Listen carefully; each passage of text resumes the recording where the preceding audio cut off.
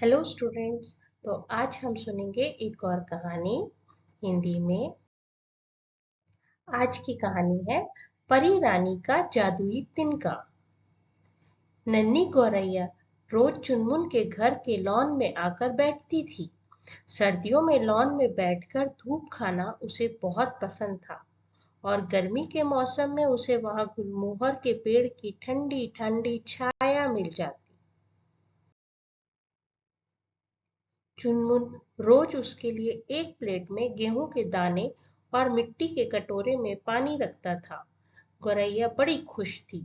अब वह चुनमुन की तरफ ऐसे देखती जैसे उसे धन्यवाद दे रही हो। धीरे धीरे चुनमुन की नन्ही गौरैया से दोस्ती हो गई।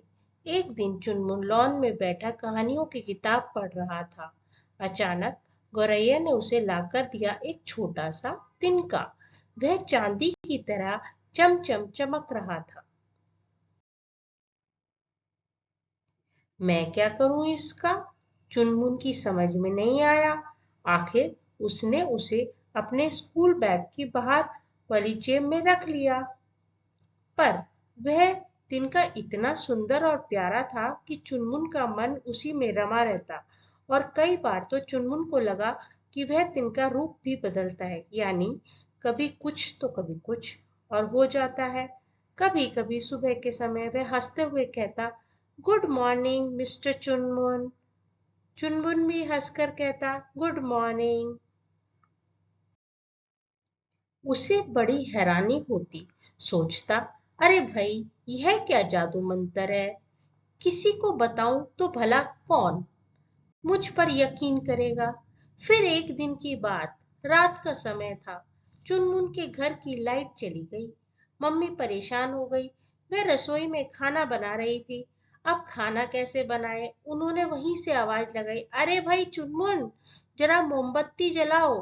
ढूंढो जल्दी, माचिस कहाँ है, मोमबत्ती कहाँ है? चुनमुन झटपट ढूंढने लगा माचिस और मोमबत्ती।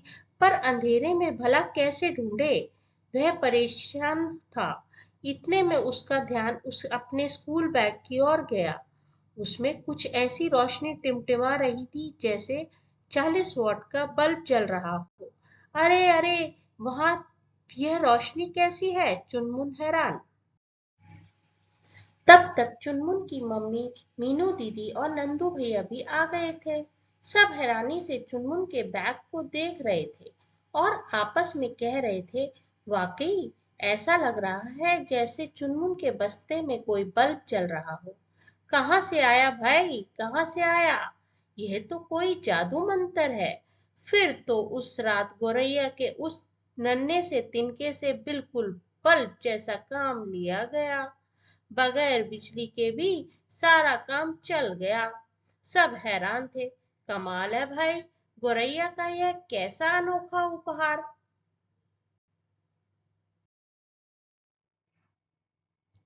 ऐसे ही एक दिन चुनमुन स्कूल से घर लौट रहा था तो वह झूला पार्क के पास से निकला। उसे यह देखकर दुख हुआ कि झूला पार्क में बहुत कम फूल खिले हैं। उसने सोचा, कितना अच्छा हो अगर पार्क में हर और फूल ही फूल खिले हों। आश्चर्य! चुनमुन के ये सोचते ही पार्क में चारों तरफ फूल ही फूल खिल गए। चुनमुन के बस्ते से भी खुशबू आ रही थी। देखा तो वह चमकीला तिनका फूल बन चुका था।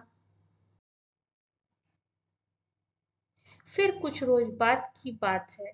चुनमुन का पानी से भीगने का मन था और लो, देखते ही देखते वह तिनका पानी के फुहारे में बदल गया।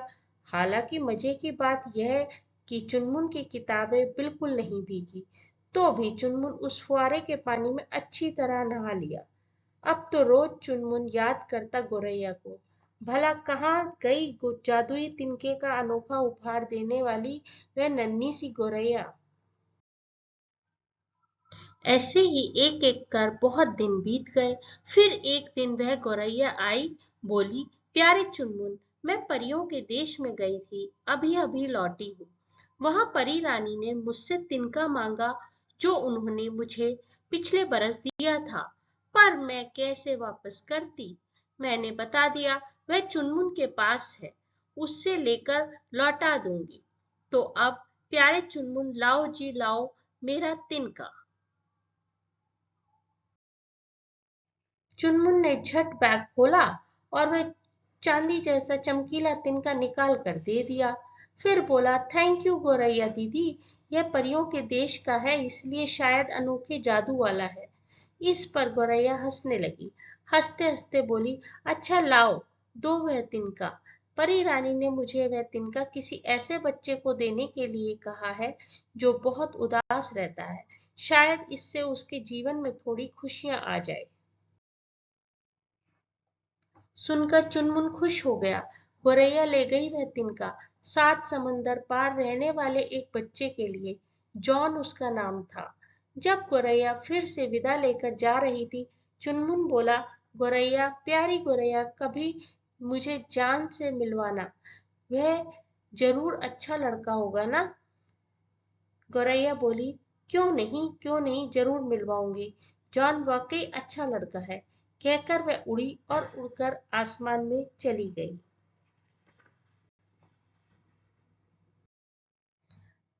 तो इससे हमें क्या शिक्षा मिलती है कि हमको अच्छे काम करने चाहिए। जब हम उदास हो या दुखी हो तो हमको अच्छे काम करने चाहिए। हमें चिड़ियों को दाना डालना चाहिए। कई बार उससे हमको बहुत खुशी मिलती है। आशा है आपको ये कहानी पसंद आई होगी।